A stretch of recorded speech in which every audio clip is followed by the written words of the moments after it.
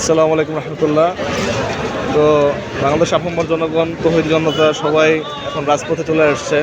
আজকে আমরা সবাই জানি হাদি ভাইয়ের শহীদ হয়ে গিয়েছেন। তো ওনার জানাজা অংশগ্রহণ করার জন্য সকলে চলে আসা। তো আমরা জোহরের নামাজ রাজপথেই আদায় করছি। রাজপথেই লড়াই হবে, রাজপথেই সংগ্রাম হবে। আর রাজপথেই যারা বীর রয়েছেন তাদের শেষ নিঃশ্বাসটা রাজপথেই হবে। এটাই হচ্ছে বীরের মৃত্যু।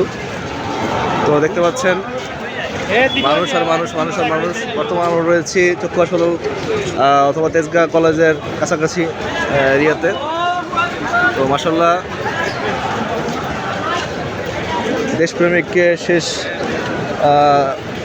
তার দেশপ্রেমিকের জানাজায় অংশগ্রহণ করার জন্য বিভিন্ন প্রান্ত থেকে মানুষ ছুটে এসেছেন। তার একটাই কারণ, তাকে মন থেকে ভালোবেসে তারা আজকে জানাজা অংশগ্রহণ করতেছে। সে আসলে আমাদের কারো রক্তের কেউ নয়। তো আমরা এক দেশ এবং হচ্ছে উনি একজন জাতীয় বীর, যিনি অন্যায়ের বিরুদ্ধে সবসময় লড়ে গেছেন।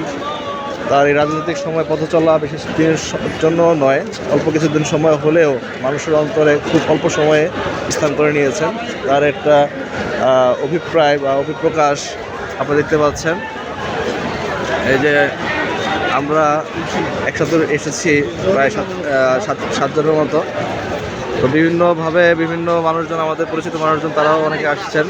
তো আমি বলতে চাই যে আপনারা যারা আশেপাশে রয়েছেন তারা এরকম একজন জাতীয় বীরের জানাজায় অংশগ্রহণ করার জন্য চলে আসুন।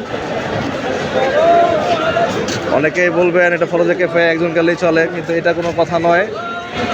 ফরজে কিফায়া যদি একজন গেলেই চলতো তাহলে কেউ আসতো না, এরকম সবাই বাসা বসে থাকতো। তো সবাইকে আমি অনুরোধ জানাবো, সবাই চলে আসুন।